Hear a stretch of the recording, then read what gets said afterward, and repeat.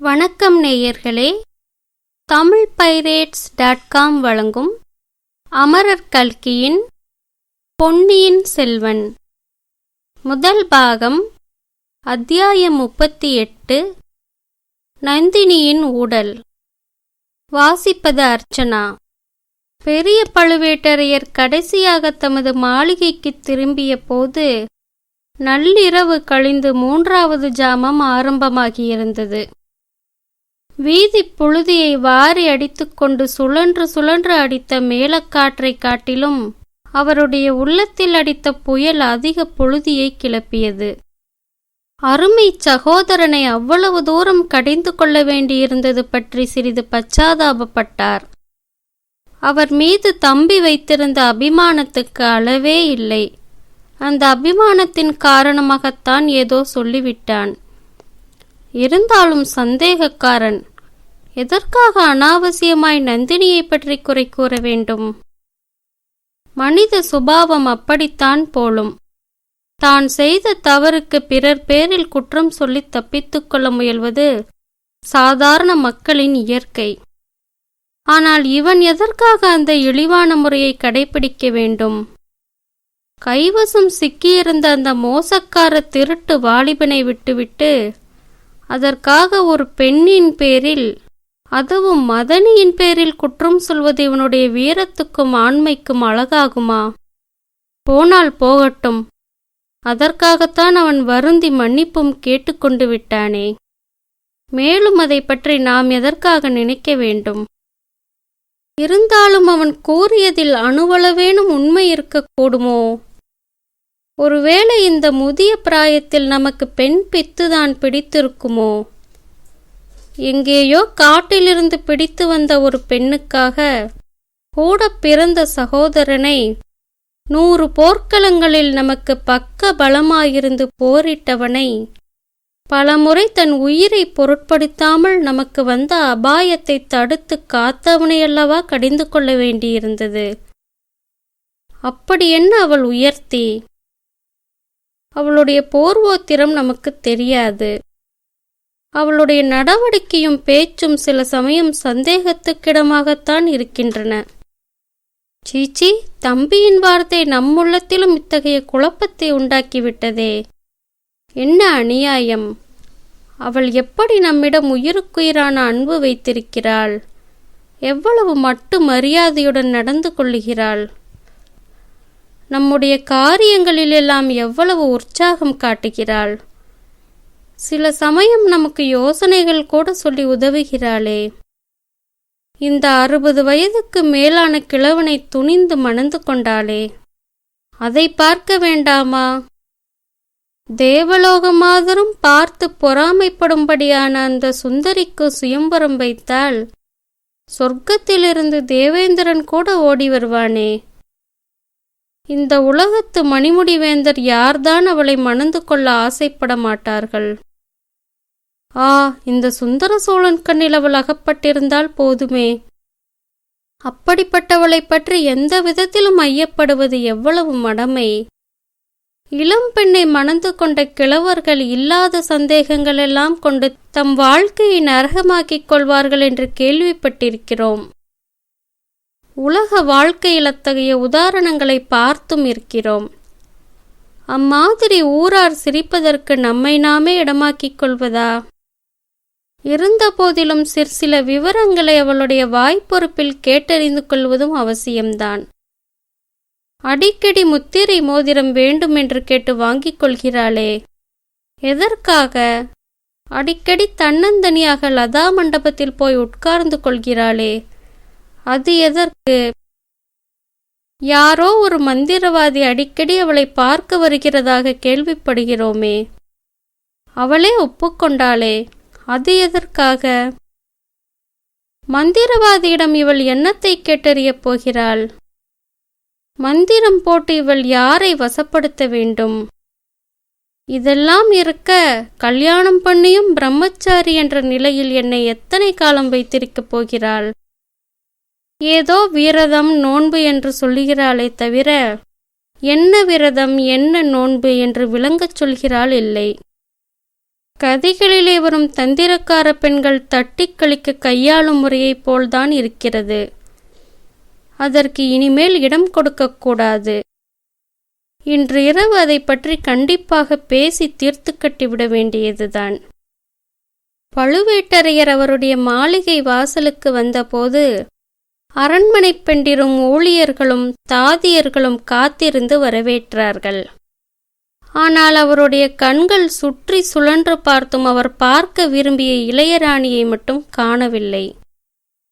விசாரித்ததில் இன்னும் லதா மண்டபத்தில் இருப்பதாக தெரிய வந்தது. அவர் மனத்தில் நள்ளிரவு ஆன பிறகும் அங்கு இவளுக்கு என்ன வேலை என்ற கேள்வியுடன் தம்மை அலட்சியம் செய்கிறாளோ என்ற ஐயமும் கோபமும் எழுந்தன. சிறிது ஆத்திரத்துடனே கொடிமண்டபத்தை நோக்கிச் சென்றார். இவர் கொடிமண்டப வாசலை அடைந்த போது நந்தினியும் அவளுடைய தோழியும் எதிரே வருவதைக் கண்டார். அப்படி வந்தவள் இவரை கண்டதும் நின்று அவரை பார்க்காமல் தோட்டத்தில் குடிகொண்டிருந்த இருளை நோக்கத் தொடங்கினாள். தாதி பெண் சற்று அப்பாலேயே நின்றுவிட்டாள். பழுவேட்டரையர் நந்தினியின் அருகில் வந்த பின்னரும் அவள் அவரை திரும்பி பார்க்கவில்லை. நந்தினியை கடிந்து கொள்ளலாம் என்று எண்ணிக்கொண்டு வந்ததற்கு மாறாக அவளுடைய கோபத்தை இவர் தணிக்க முயல வேண்டியதாயிற்று. நந்தினி, என் கண்மணி, என்ன கோபம், ஏன் பாராமுகம் என்று கேட்டுக்கொண்டு தன் இரும்பையொத்த கையை அவளுடைய தோளின் மீது மிருதுவாக வைத்தார். நந்தினியோ மலரினும் மிருதுவான தன் கரமலரினால் அவருடைய வஜ்ராயுதத்தையொத்த கையை ஒரு தள்ளு தள்ளினாள். அம்மம்மா, மென்மைக்கும் மிருதுத்தன்மைக்கும் இத்தனை பலமும் உண்டா? என் உயிரே, உன் பட்டு கையினால் தொட்டு என்னை தள்ளினாயே, அதுவே பாக்கியம். திரிகோணமலையிலிருந்து விந்தியமலை வரையில் உள்ள வீராதி வீரர் யாரும் செய்ய முடியாத செயலை நீ செய்தாய். அது என் அதிர்ஷ்டம். என்றாலும் எதற்கு கோபம் என்று சொல்ல வேண்டாமா?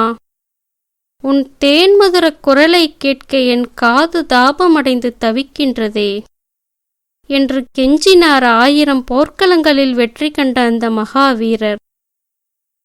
தாங்கள் என்னை பிரிந்து போய் எத்தனை நாள் ஆயிற்று?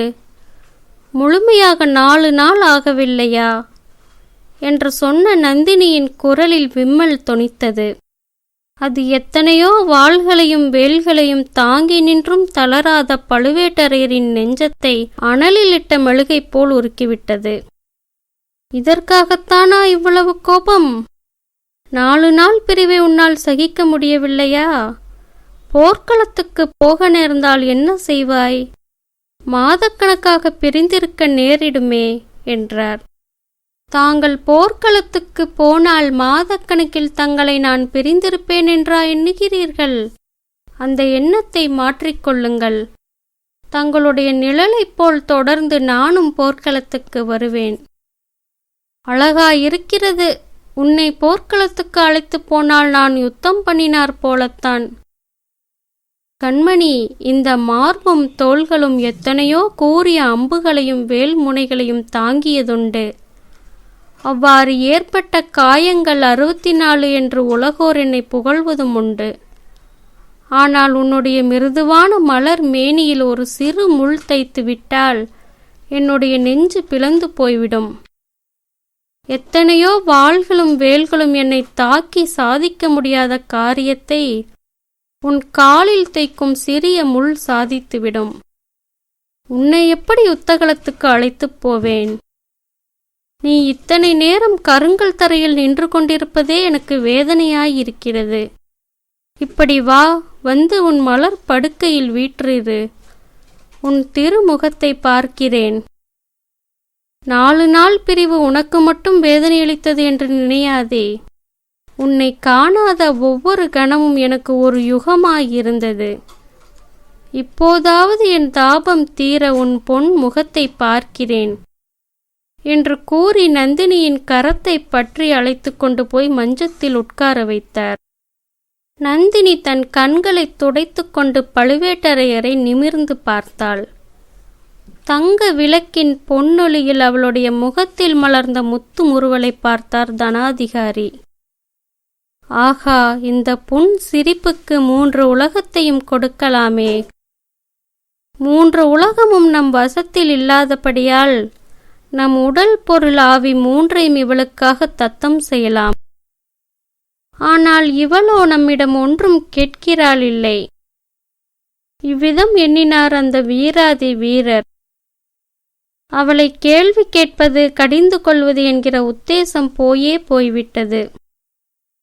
நந்தினி காலால் இட்ட பணியை தலையால் நடத்தி வைக்கும் நிலைமைக்கும் வந்துவிட்டார். எந்தவித அடிமைத்தனமும் பொல்லாததுதான்.